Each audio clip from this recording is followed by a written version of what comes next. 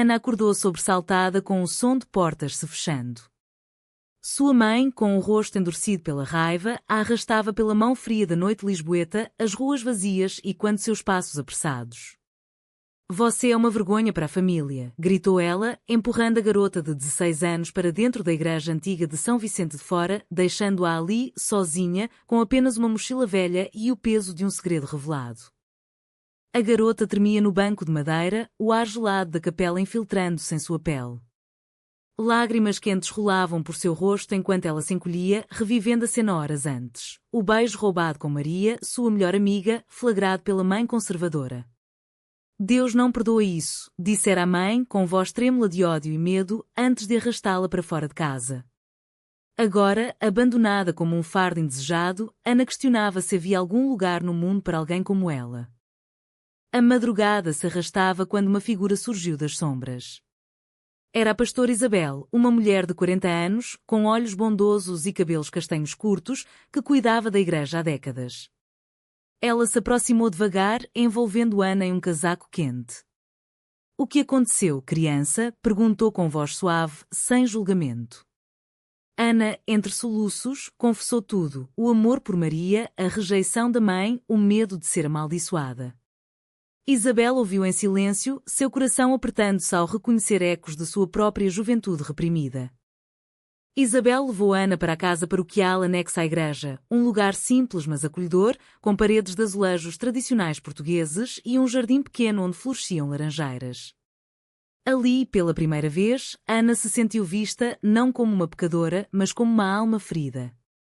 "Deus ama todos os seus filhos", disse Isabel, preparando um chá quente. Mas Ana duvidava. Como poderia um Deus que sua mãe invocava para condená-la ser o mesmo que Isabel descrevia como misericordioso? Nos dias seguintes, Isabel convenceu a mãe de Ana a assinar papéis de guarda temporária, argumentando que a igreja poderia corrigir a garota. Era uma mentira piedosa. Isabel via em Ana uma oportunidade de fazer o que não pudera por si mesma. Anos antes, Isabel havia escondido sua própria atração por mulheres, casando-se-ã com um homem que a igreja aprovava, só para viuvar cedo e dedicar-se ao clero. Agora, sozinha, ela via em Ana um reflexo de sua dor não resolvida. A rotina se estabeleceu. Ana ajudava na missa, limpava os altares e, à noite, Isabel contava histórias da Bíblia reinterpretadas com compaixão.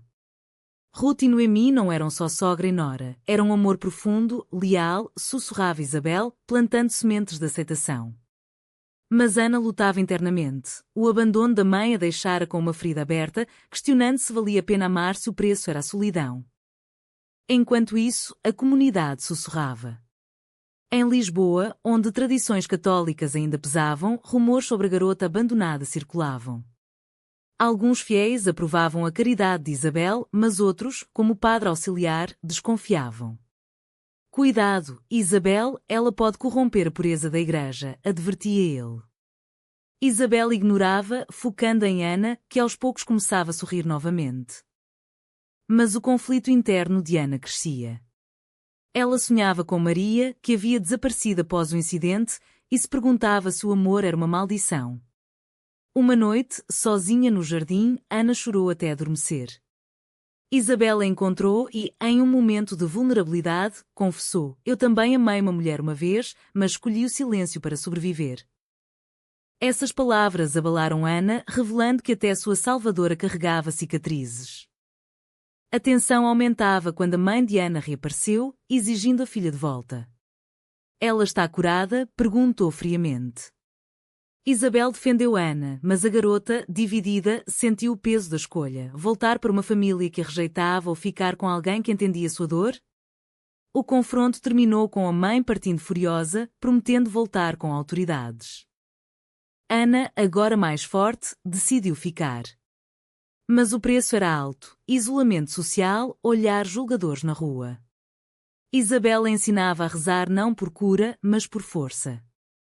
"O amor não é pecado, o ódio é", dizia. Aos poucos, Ana começava a ajudar outras jovens da comunidade, ouvindo suas histórias secretas de amor proibido. No entanto, um segredo de Isabel ameaçava tudo. Anos atrás, ela havia tido um caso breve com uma freira, terminando em escândalo abafado. se revelado, poderia destruir sua posição. Ana descobriu uma carta velha e o choque a fez questionar: Isabel a salvava por bondade ou por redenção pessoal? A parte 1 terminava com Ana confrontando Isabel, as duas mulheres frente a frente na capela vazia, o ar carregado de tensão emocional. Por que me salvou realmente? Perguntou Ana, voz tremendo. Isabel, olhos marejados, respondeu: porque eu não pude me salvar. Os meses passaram e a relação entre Ana e Isabel aprofundava-se em uma mistura de mentoria e cumplicidade velada. Em Lisboa, com suas colinas íngremes e o Tejo brilhando ao fundo, Ana começava a explorar a cidade sob a orientação de Isabel. Elas visitavam o mosteiro dos Jeronimos, onde Isabel falava sobre história, mas entre linhas, sobre resistência. Muitos santos esconderam verdades para sobreviver, dizia, olhos fixos em Ana. Mas o mundo exterior pressionava. Na escola católica que Isabel arranjou para Ana, colegas zombavam dela. Filha de pecadora, sussurravam, e quando os preconceitos da sociedade portuguesa, ainda presa a valores tradicionais apesar dos avanços legais no casamento igualitário. Ana se defendia com silêncio, mas internamente, a raiva fervia. Uma tarde, após uma briga com uma garota que a chamou de desviante, Ana voltou para casa chorando. Isabel a consolou, mas o incidente despertou memórias dolorosas nela. Eu passei pelo mesmo, confessou, revelando mais sobre seu passado. Aos 20 anos, Isabel amara Sofia, uma amiga de infância, mas a família a forçou a um casamento arranjado. O marido morreu jovem, deixando-a viúva e livre para entrar no clero, mas o amor por Sofia permaneceu como uma ferida aberta. Escolhi a igreja para espiar, mas agora vejo que era fuga. Ana, inspirada, começou a questionar abertamente. Por que temos que nos esconder? O amor é amor. Isabel hesitava, temendo as consequências. Mas Ana pressionava, levando-a a um grupo secreto de apoio LGBT na cidade, escondida em um café antigo no bairro Alto. Ali, mulheres compartilhavam histórias de rejeição familiar, discriminação no trabalho e lutas por aceitação. O encontro abalou Isabel. Uma mulher, Clara, contou como perdeu a custódia dos filhos por ser lésbica. Isabel viu paralelos com sua vida e, pela primeira vez, sentiu o impulso de agir. Mas o medo a paralisava. Como pastora, revelar-se poderia custar sua vocação, sua casa, sua identidade. Enquanto isso, Ana reencontrava Maria. Em uma feira de rua em Alfama, seus olhos se cruzaram. Maria, agora com 18 anos, havia sido enviada para parentes distantes após o incidente. Eu nunca te esqueci, disse Maria, puxando Ana para um abraço escondido. O reencontro reacendeu o fogo em Ana, mas também conflito. Amar Maria significava arriscar tudo novamente. Isabel notou a mudança em Ana, a felicidade misturada com ansiedade. Seja cuidadosa, alertou. Mas Ana, rebelde, começou a se encontrar secretamente com Maria, em parques à beira-rio, onde trocavam beijos roubados e promessas de futuro. Vamos fugir juntas, sonhava Ana. A tensão escalava quando a mãe de Ana, arrependida mas ainda rígida, tentava reconciliação.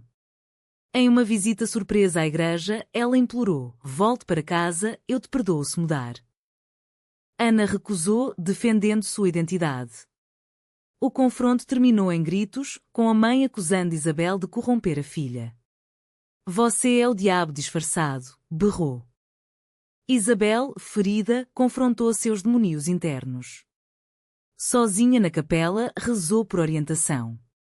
Decidiu ajudar Ana e Maria, arranjando um lugar seguro para elas se encontrarem. Mas isso a colocava em risco. O padre auxiliar, desconfiado, começou a investigar o passado de Isabel. Uma traição veio de onde menos esperavam. Uma fiel da igreja, amiga da mãe de Ana, descobriu os encontros e espalhou rumores. A pastora está promovendo o pecado, diziam. A comunidade se dividia, alguns apoiavam a compaixão, outros exigiam punição. Ana, sentindo o peso, questionou sua escolha. Vale a pena tanto sofrimento? Perguntou Isabel. A pastora, com voz firme, respondeu: o amor sempre vale, mas o preço é alto. Elas decidiram enfrentar juntos, planejando uma reunião comunitária para discutir aceitação. Mas o clímax à parte veio quando o bispo local soube dos rumores e convocou Isabel. Explique-se, ordenou. Isabel, tremendo, defendeu sua posição. A Igreja deve acolher, não excluir. O bispo, conservador, ameaçou suspendê-la. Ana, ouvindo escondida, sentiu culpa. É minha culpa, pensou. Mas em vez de recuar, ela decidiu agir, escrevendo uma carta aberta à comunidade, revelando sua história. A carta circulou, dividindo opiniões e forçando debates sobre fé e identidade. A parte 2 terminava com Isabel lendo a carta, lágrimas nos olhos. Você é mais corajosa que eu, disse. Mas o preço, amigos viraram costas e ameaças anônimas chegavam. A pressão social intensificava-se em Lisboa, onde as notícias sobre a pastora herege se espalhavam como fogo em seara seca. Isabel enfrentava olhares hostis na missa, fiéis abandonando os bancos. Ana, ao seu lado, sentia o fardo da lealdade. Sua carta aberta havia exposto não só sua dor, mas também a vulnerabilidade de Isabel. Maria, agora parte integral da vida de Ana, tentava apoiar. Elas se encontravam em segredo no castelo de São Jorge, com vista para a cidade, onde discutiam sonhos de uma vida livre. Podemos ir para o Porto, começar de novo, sugeria Maria. Mas Ana hesitava, dividida entre o amor e a dívida com Isabel. O conflito interno de Isabel aprofundava-se. Sonhos com Sofia assombravam, lembrando da escolha que a deixou vazia. Eu sacrifiquei tudo pela aprovação alheia, pensava. Agora, vendo Ana lutar, ela questionava se valer a pena. Uma noite, confrontou o padre auxiliar. Por que tanto ódio? Perguntou. Ele respondeu friamente, a doutrina é clara, o pecado não pode ser tolerado. Uma traição inesperada veio de Clara, do grupo de apoio. Pressionada pela família, ela revelou detalhes dos encontros para o bispo, esperando clemência para si. Foi para proteger meus filhos, justificou depois, mas o dano estava feito. Isabel foi suspensa temporariamente, perdendo o acesso à igreja. Ana, furiosa, confrontou Clara. Você nos traiu por medo. Clara chorou. O mundo não é justo, eu escolhi sobreviver. Essa troca destacou o dilema moral. Até onde vai a lealdade quando a sobrevivência está em jogo? Com Isabel isolada na casa paroquial, Ana assumiu mais responsabilidades, ajudando outras mulheres em segredo. Uma delas, Teresa, uma professora demitida por rumores de lesbianismo, encontrou refúgio.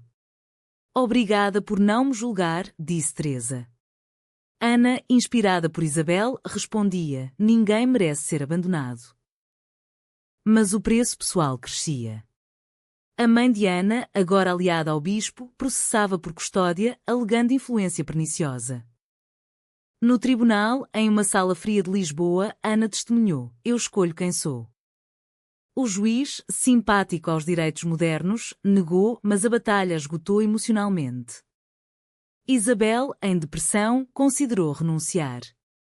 Talvez eu deva ir embora, disse a Ana. Mas a garota, agora mulher, recusou. Você me salvou, agora eu te salvo. Juntas, elas organizaram um protesto pacífico fora da igreja, com cartazes em português. Amor não é pecado. O evento atraiu mídia, dividindo a opinião pública. Jornais como o Público debatiam progresso versus tradição. Apoio veio de ativistas LGBT, mas oposição de grupos conservadores, com gritos de hereges. Maria, temendo pela segurança, implorou a Ana para parar. E se nos machucarem? Ana, dividida, escolheu continuar, mas isso criou tensão no relacionamento. Você prefere a causa a nós? Acusou Maria. Uma reviravolta veio quando Sofia, o amor passado de Isabel, reapareceu. Agora uma ativista em Espanha, ela contatou Isabel após ler sobre o caso. Eu nunca te esqueci, escreveu. Isabel, chocada, encontrou-se com ela em um café discreto. O reencontro despertou sentimentos reprimidos, forçando Isabel a confrontar sua hipocrisia. Pregava a aceitação, mas vivia escondida. Ana descobriu e sentiu ciúmes irracionais, como se perdesse uma mãe.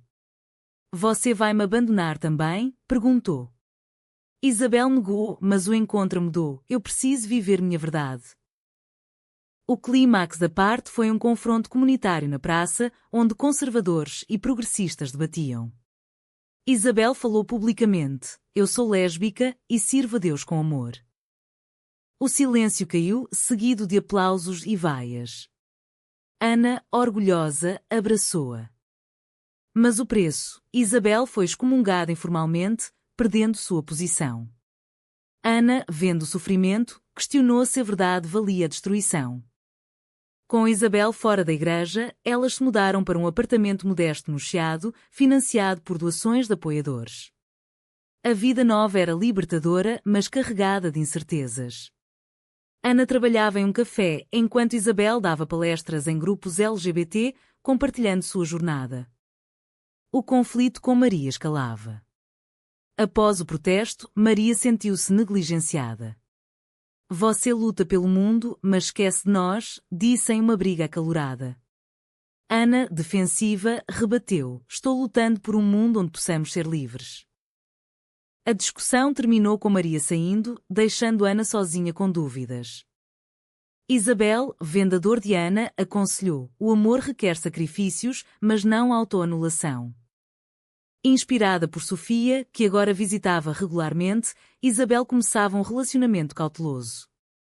Pela primeira vez, sinto-me inteira, confidenciou. Mas a sociedade não perdoava facilmente. Ameaças online chegavam e uma noite, vândalos picharam pecadoras na porta do apartamento. Ana, aterrorizada, questionou sua coragem. Vale a pena tanto ódio? Pensou. Uma oportunidade surgiu. Um documentário sobre direitos LGBT em Portugal convidou Isabel e Ana para testemunhar. Elas aceitaram, expondo suas histórias para um público maior. O filme, exibido em festivais, trouxe visibilidade, mas também backlash. A mãe de Ana, vendo na TV, sentiu remorso e contatou-a.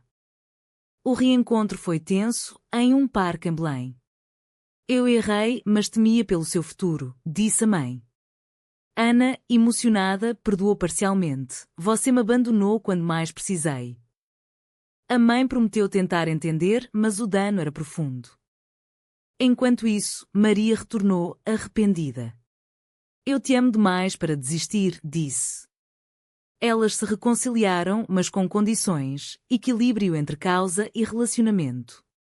Ana concordou, mas internamente lutava com o medo de perda. Uma traição final veio do padre auxiliar, que vazou documentos antigos sobre o caso de Isabel com a freira. A mídia explorou, rotulando-as como escândalo na igreja. Isabel quebrou, considerando suicídio em um momento de desespero. Ana a encontrou a tempo, abraçando-a: você me ensinou a lutar, agora luto por si. Juntas, elas processaram por difamação, ganhando apoio público.